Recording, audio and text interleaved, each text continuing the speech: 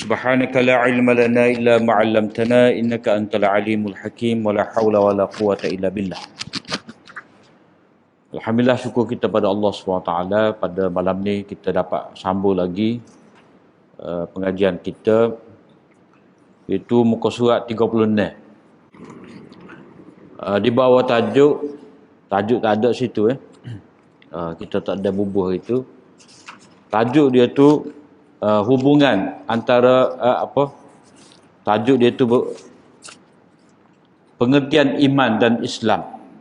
Tajuk dia pengertian iman dan Islam. Qala al-Imam Abu Hanifah rahimahullahu ta'ala wa nafa'ana Allah bi'ulumihi fid darain.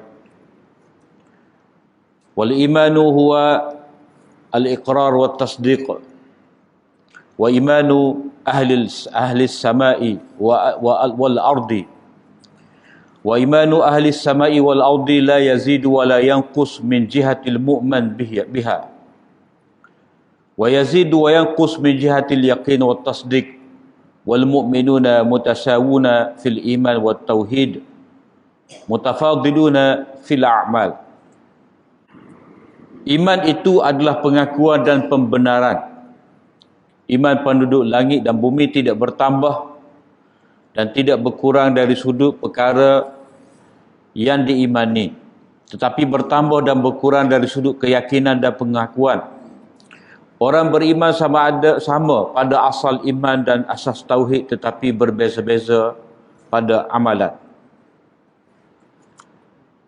Jadi dalam perbahasan ni, Imam Abu Hanifah nak sebut kepada kita hakikat iman tu gapo. Iman. Bila seorang kita pun dah baca dulu awal-awal mukaddimah start kitab ni, amantu billah. Kita kena kata dengan lidah kita, aku beriman dengan Allah. Jadi hakikat iman tu gapo? Yang ni ikrar. Mana kita mengakui dengan lisan kita. Jadi iman itu adalah pengakuan. Kita mengiyakan. Kita terima. Tanpa ada bantahan, tanpa ada sedikit pun keraguan. Dan pembenaran. Kita kata benar, betul. Kita tidak ingkar. Jadi nombor 86 tu, ikrar ialah mengakui dengan lisan, manakala tasdik ataupun pembenaran itu pula membenarkan dengan hati. Maka sebab itulah mengikut yang dibahas oleh Imam Abu Hanifah di sini, iman itu mestilah dengan menyatakan jelas dengan lidah dia, dengan kata-kata, dan juga terbit dari hati yang menerima, hati yang mengatakan benar. Jadi dia kena ada dalam hati dan juga luaran kata-kata dengan lidah. Pengakuan tanpa membenarkan dengan hati bukanlah iman. Pengakuan tanpa membenarkan bukanlah iman. Dia salah ada tinggal tu. Kata-kata ini membantah dakwaan puak Al-Karamiyah yang mengatakan iman itu hanyalah ikrar sahaja. Maknanya ramai-ramai orang mengaku dia Islam ni, dia ada satu pihak, satu puak yang digelar sebagai Karamiyah. Jadi dia ni kata iman ni, orang tu kata aku beriman, jalan dah. Sedangkan dia kena kata-kata tu terbit dari lubuk hati, penuh keikhlasan kepada Allah Subhanahu Wa Taala. Allah Taala berfirman, yang ini sebagai menafikan iman itu hanya kata-kata sahaja. Wa minan nasi may yaqulu amanna billahi wa bil yaumil akhir wa ma hum bimumin. Dan di antara manusia ada yang berkata kami telah beriman kepada Allah dan kepada hari akhirat, padahal mereka sebenarnya tidak beriman. Dia kata saja. Sekadar kata saja, mengaku saja dengan lidah tanpa membenarkan dengan hati tidak cukup syarat iman itu. Jadi Allah Ta'ala menafikan ucapan mereka ini sebagai iman. Jika iman itu hanya dengan pengakuan sahaja, tentulah semua orang munafik adalah orang yang beriman. Sedangkan orang munafik ni iman secara luaran, hati dia ingkar. Maka sebab itulah ayat yang pertama dalam surah Al-Munafiqun ni, Allah Ta'ala kata, "Idza ja'akal munafiquna qalu nashhadu innaka la rasulullah wallahu ya'lamu innaka la rasuluh wallahu yashhadu innal munafiqina lakadzibun."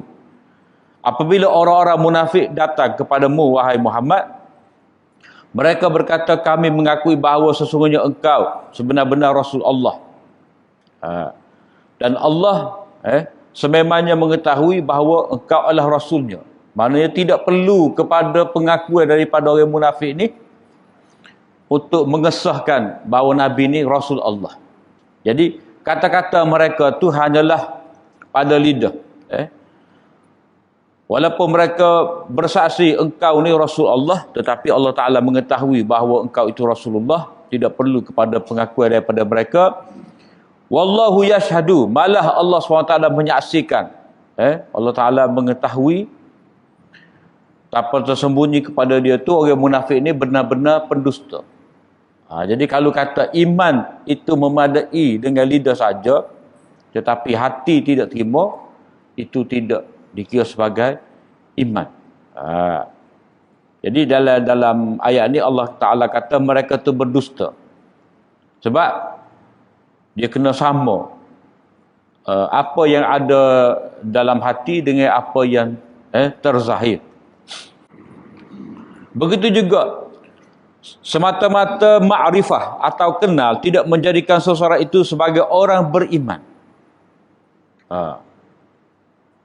Mana dia tak mengaku dengan lidah, tapi dalam hati dia tahu bahawa Allah tu Tuhan yang Esa. Sekadar dia menerima dalam hati tanpa dia melafazkan dengan kata-kata, tidak mengaku, itu tidak cukup syarat iman. Sebab itulah di sini Allah Ta'ala sebut, alladzina atainahumul kitaba ya'rifunahu kama ya'rifuna abna'ahum. Orang-orang ahli kitab ni, dia kenal molek Nabi. Dia kenal orang-orang yang kami berikan kepada mereka itu kitab, mereka tu kenal Nabi akhir zaman ni, iaitu Nabi SAW, seperti mana mereka mengenali anak masing-masing. Kenal. Tapi ahli kitab ni tetap tidak beriman. Segelintir sahaja yang beriman. Jadi tidak memadai dengan ya'rifuna, kenal. Dia kena yuqirruna. Dia kena mengakui wa yusaddiquna.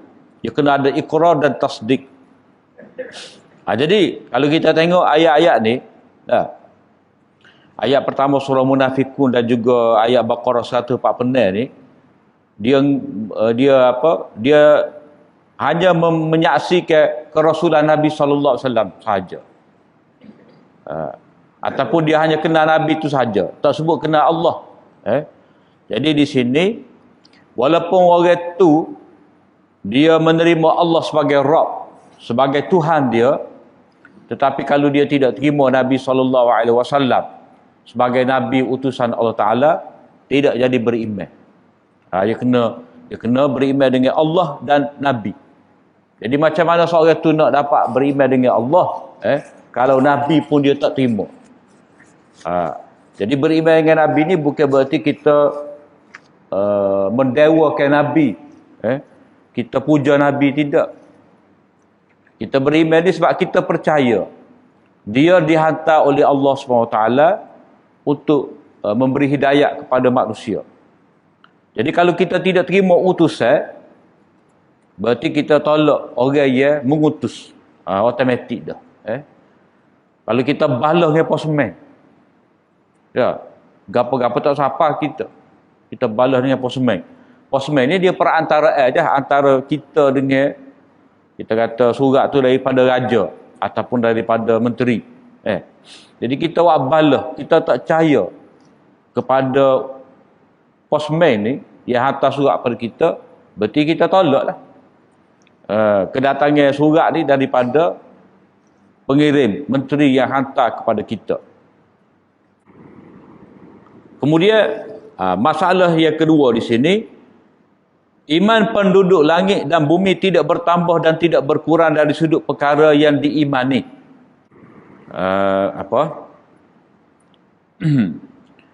Iman penduduk langit ni mana malaikat lah. Malaikat yang menghuni langit. Begitu juga malaikat yang menghuni bumi ni. Di setiap langit ni dia ada malaikat-malaikat. Ada malaikat yang memikul arash, ada malaikat yang bawah sikit. Malaikat yang berada, yang dipanggil sebagai Al-Mala'ul A'la.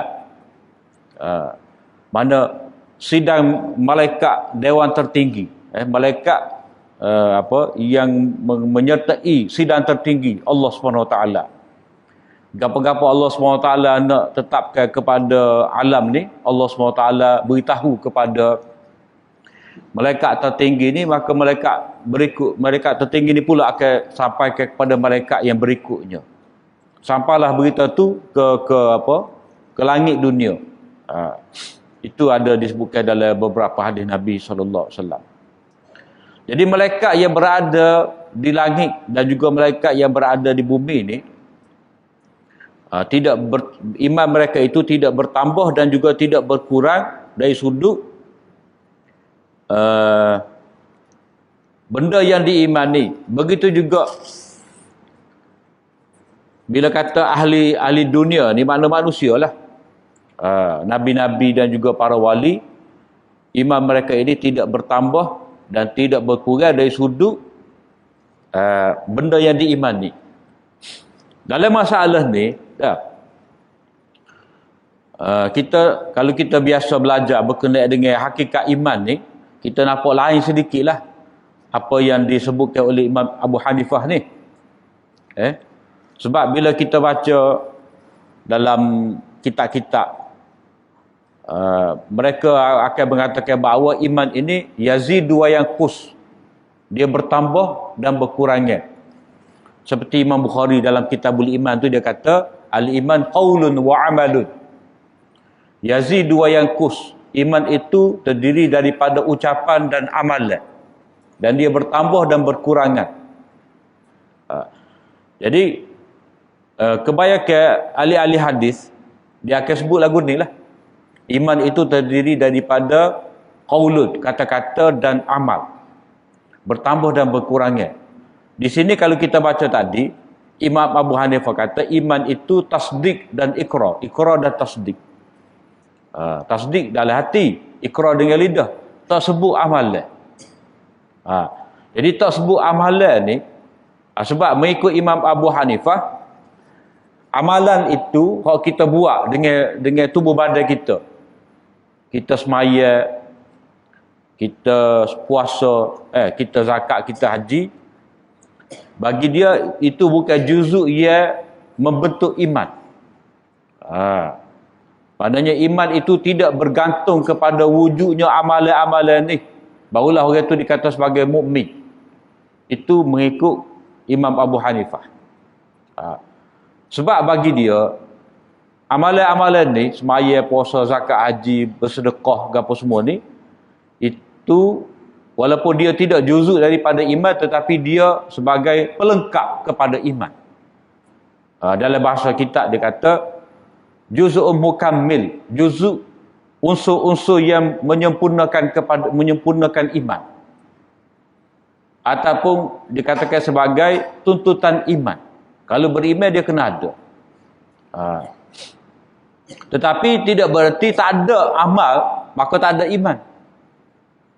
Dalil dia contoh dia.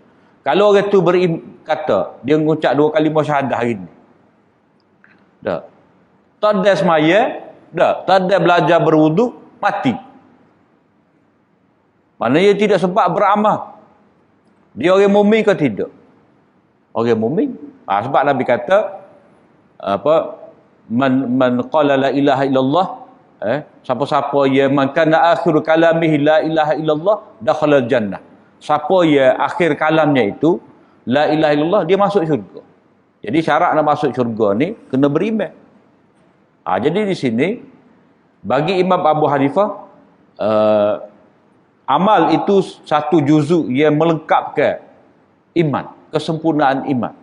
Tapi bagi ulama lain dia kata iman-iman ni apa? Terdiri daripada qaulun, kata-kata, dan juga terdiri daripada amal. Jadi amalan ni mengikut kebanyakan ulama ahli hadis apa semua, amalan ni adalah juzuk mukawwin, juzuk yang membentuk. Dia kena ada juga. Cuma kita kena ingatlah latar belakang bapa imam hadis ni, dia tekan sangat iman ini mesti terdiri daripada amal. Sebab dia ada golongan menyeleweng, golongan murjiah contoh. Golongan murjiah ni bagi dia begitu juga golongan karamiah tadi, kalau orang tu mengucap saja sudah memadai dah, tak buat amal pun tak apa. Jadi golongan murjiah ni maksud dia melewatkan amal, dia menafikan amal daripada termasuk dalam pengertian iman. Jadi ahli sunnah kata iman itu mesti ada. Cuma Imam Abu Hanifah kata amal itu sebagai juzuk yang melengkapkan iman. Adapun majoriti ahli hadis dia kata amal itu adalah juzuk yang membentuk, mesti ada. Jadi benda ni ditekan, dibahas oleh ulama disebabkan oleh satu kumpulan yang mendakwa dia ni sebagai mukmin tetapi tidak mementingkan amal. Dan benda lagu ni dia banyak berlaku ni. Menyebabkan seseorang itu akhirnya tidak mahu terikat dengan hukum taklif. Supaya dia katalah, saya tak je tengok awak ambil semaya gapo. Dia kata semaya saya ni tak kaya saya nak tunjuk kat orang. Apakah dikira saya ni beriman bila saya tunjuk saya ni semaya. Jadi dia kecek lagu mana tu. Sedangkan semaya ni tiada agama. Semaya ni didirikan di masjid. Masjid ni didirikan sebagai syiar agama. Nak semaya kena azan, kena panggil orang. Jadi bila begitu semaya ni ditunjuklah. Kena tunjuk. Tak boleh semaya nusuk. Semaya fardu ni, semaya Jumaat ke, hatta semaya sunat seperti semaya hari raya, semaya jenazah ke, kena semaya dalam keadaan terbuka. Jadi orang-orang yang cuba tolak amal ni sebagai juzuk daripada iman, dengan arti dia menafikan langsung, seolah-olah tak ada kaitan. Maknanya bagi dia nak masuk syurga, tak beramal pun tak apa. Sebab waktu hendaknya dia pun guna juga hadis Nabi. Dia kata orang tu mengucap la ilaha illallah masuk syurga. Banyak juga adik-adik kita baca yang telah telah salah difahami oleh setengah golongan. Bila Nabi kata siapa-siapa yang mengucapkan la ilaha illallah mukhlishan min qalbi dakhala jannah. Siapa-siapa yang mengucap la ilaha illallah ikhlas hati masuk syurga. Jadi dia faham Nabi tak sebut dalam hadis tadi kena semaya, kena puasa, kena zakat. Tak sebut. Jadi bila begitu kata dia, bila Nabi tak sebut, lepas tu boleh masuk syurga. Padahal tak perlu bagi dia. Tu orang tak faham. Orang tak faham konteks maksud Nabi sebut lagu tu.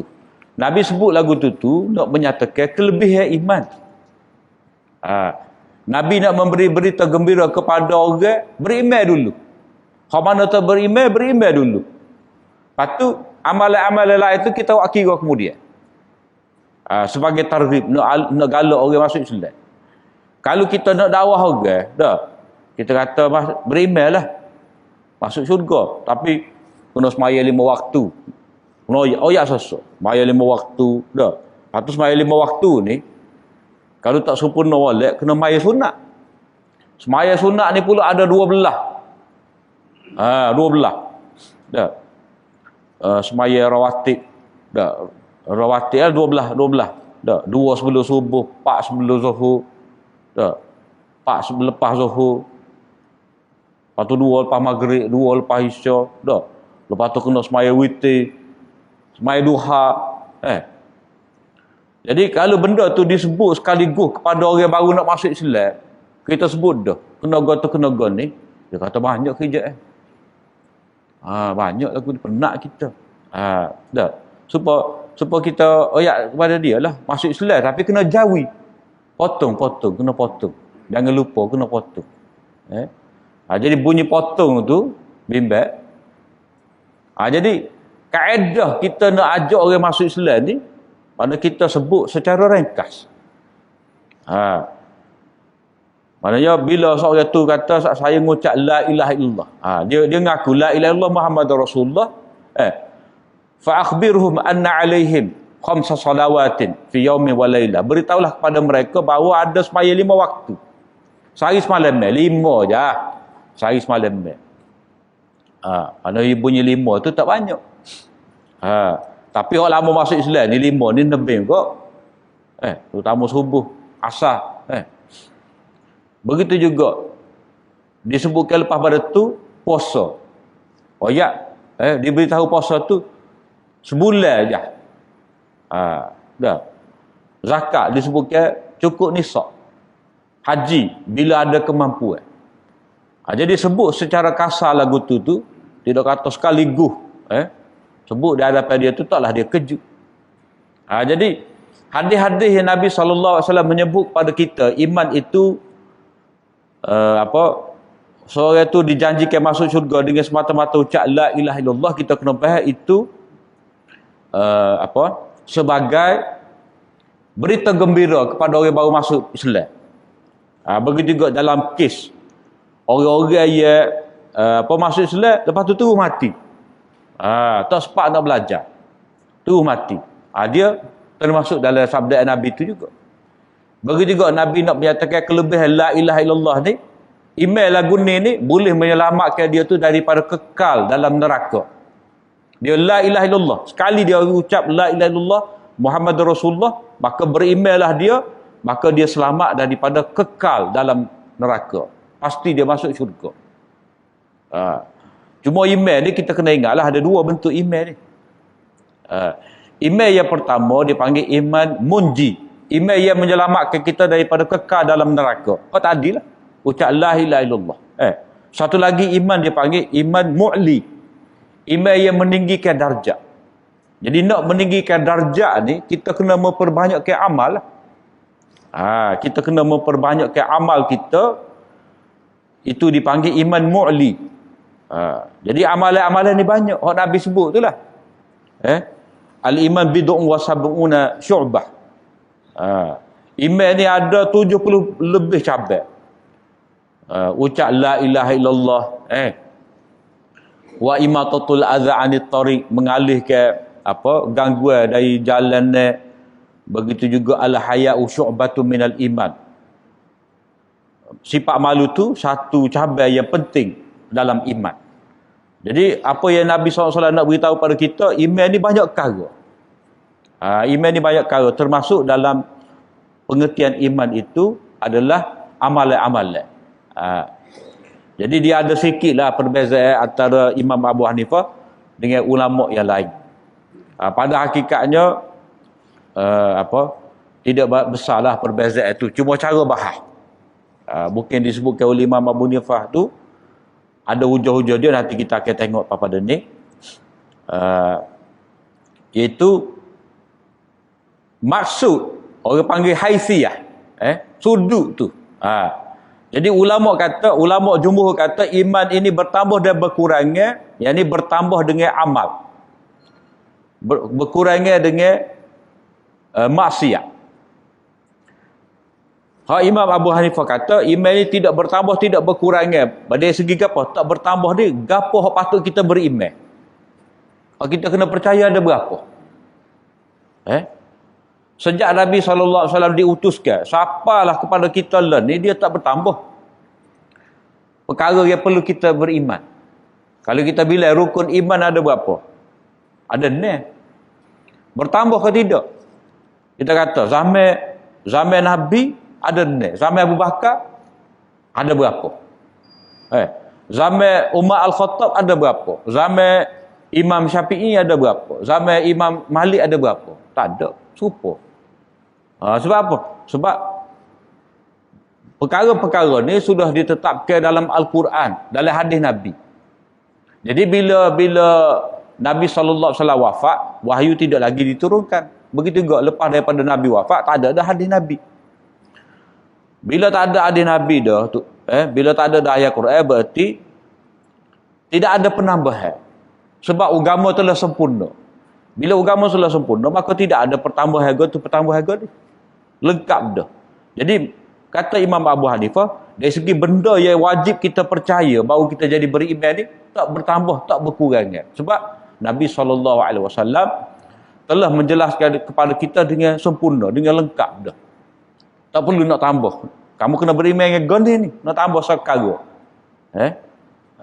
Kalau sekarang ni dah, kita belajar beriman adanya dengan azab kubur. Nabi pun ayat. Dalam hadis dia. Kita baca dalam apa? Dalam doa sebelum kita wishala tu.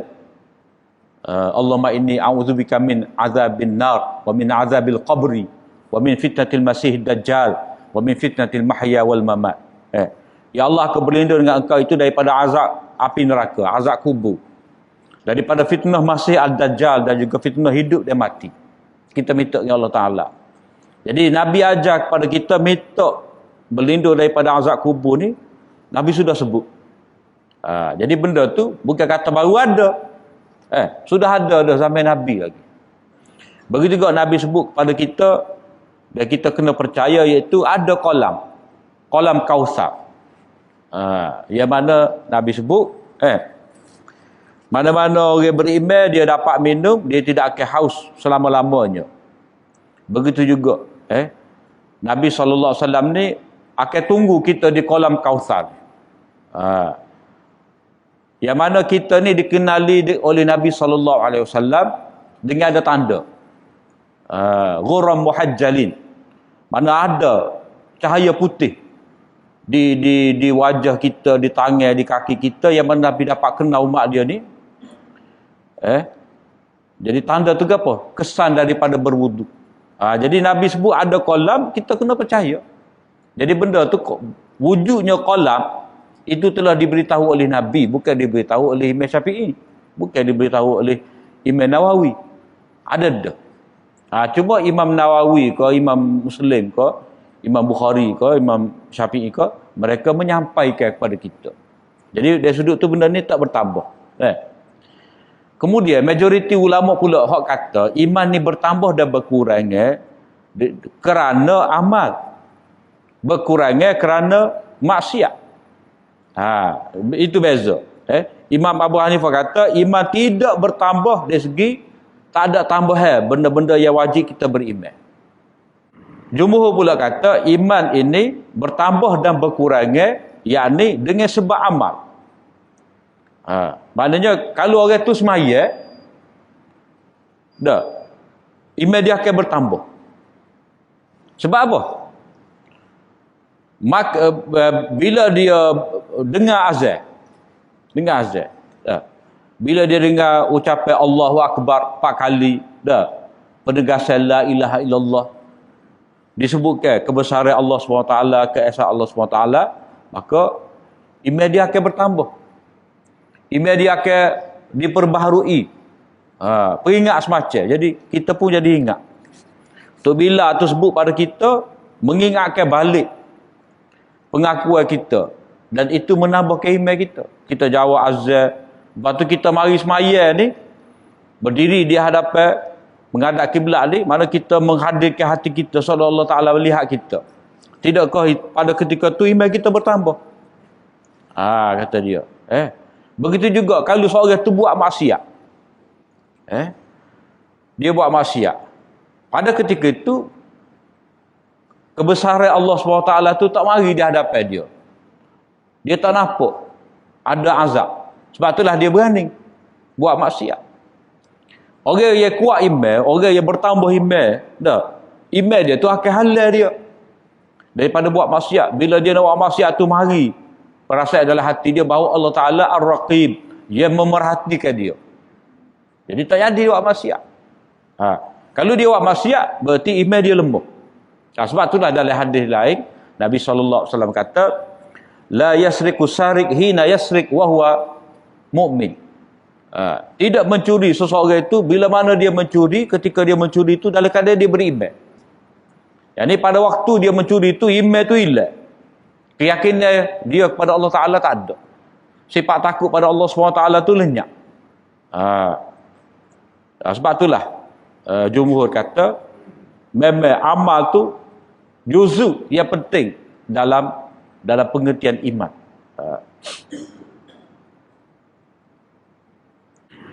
Jadi nombor 89 tu kita hurai dah sikit tu. Dah.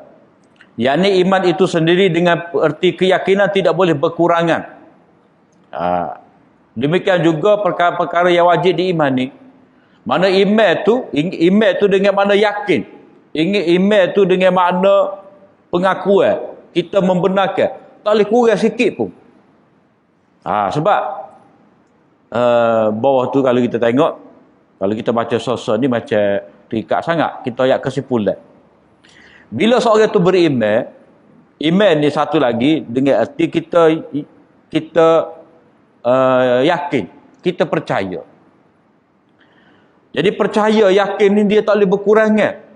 Sebab iman ni kalau dia hilang kepercayaan, dia akan jadi hilang.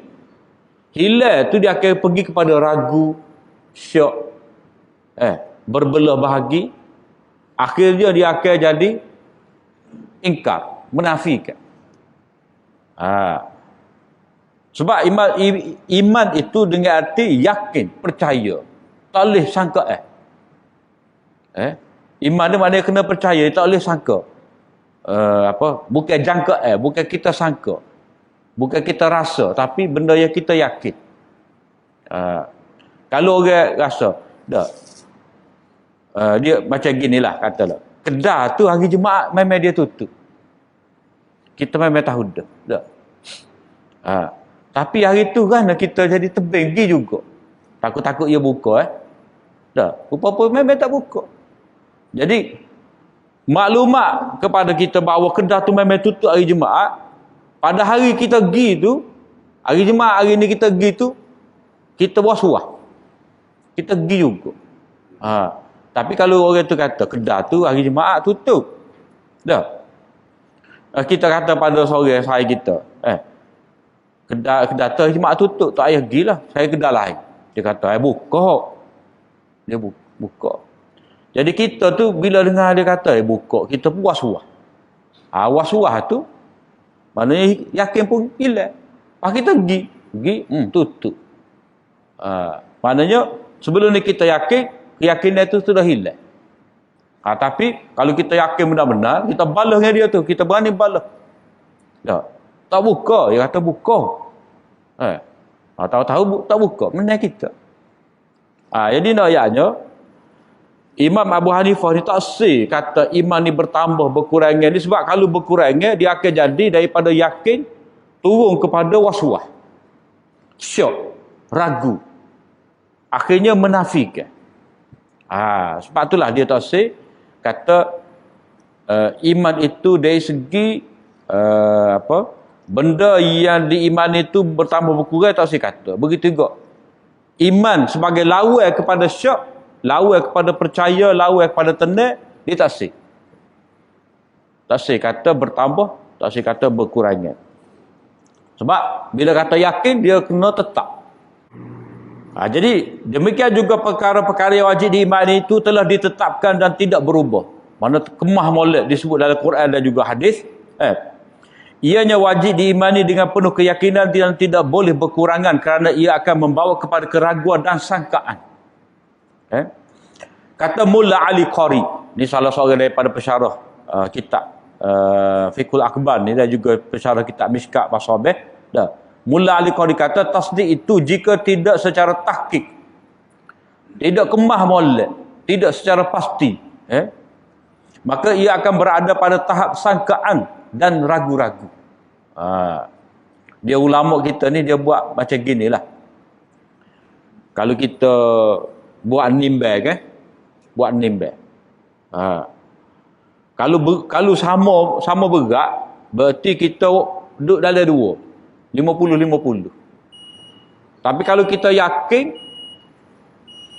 hak sebelah kita sabit ke tinggi, hak sebelah kita nafi ke tu dia rendah duk bawah. Itu maknanya kalau tahap keyakinan dalam diri kita ni kita boleh buat macam ni berat alik mensabitkan, alik nafi tu duk bawah.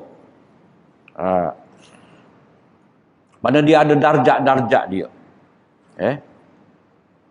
Supaya kalau orang teh gapo pH je dah, teh pH. Hak ni alkali, hak ni asid. Dah. Jadi hak sebelah ni memang asid sungguh lah. Dengan kala dia tu dah memang tak ada sedikit pun keraguan.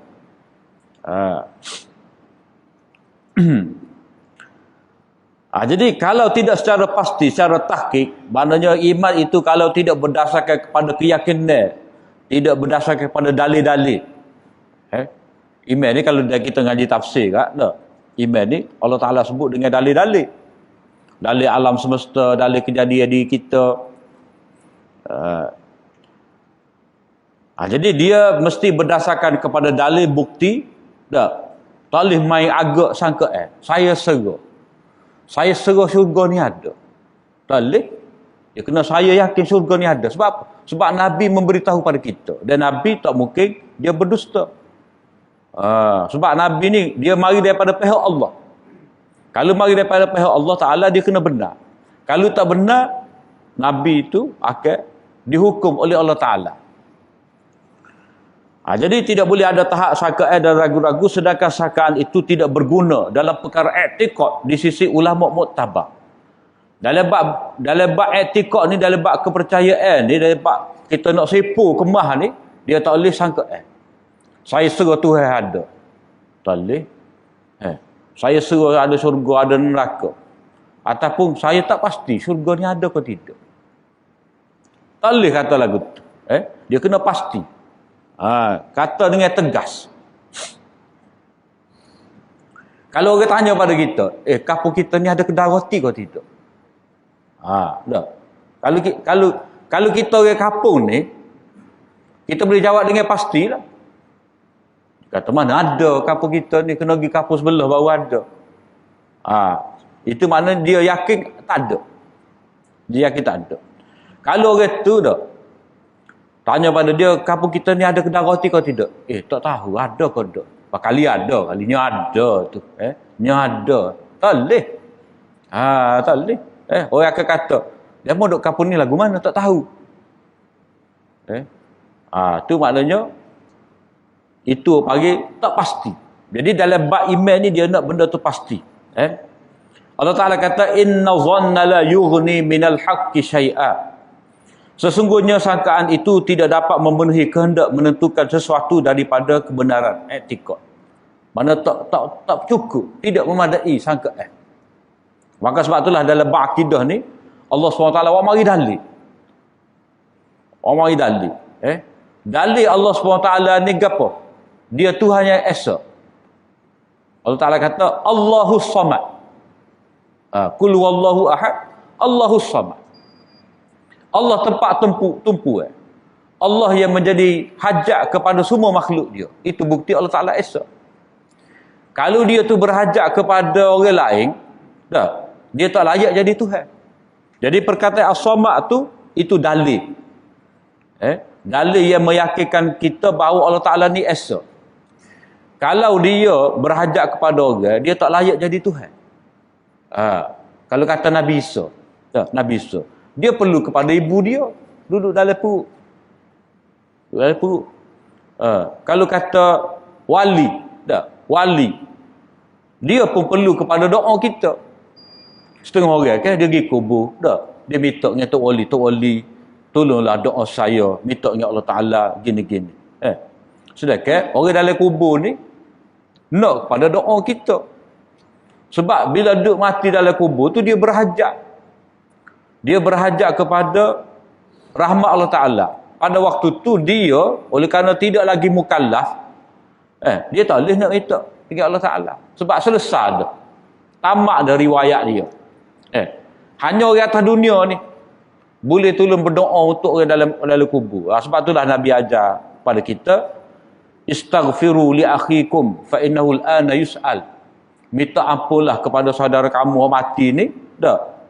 Sekarang ni mintalah keampunan untuk dia. Was'alu lahu tathbit, dan mintalah keteguhan kepadanya itu dalam menjawab soal muka nakir, kerana dia sekarang ni disoal. Jadi dalam bab ni tidak dapat tidak kita kena faham berdasarkan kepada dalil, hujah. Jadi dengan ada dalil itu barulah ada keyakinan. Kalau tak ada dalil, maknanya sangka agak kemudian nombor 90 tu panjang tu. Dah, kita sambung 2 minggu lagi lah. Setakat saja. Apa yang baik daripada Allah SWT, apa yang kurang itu daripada kelemahan hamba. Aku liqauli hadza wa astaghfirullah li wa lakum. Assalamualaikum warahmatullahi wabarakatuh.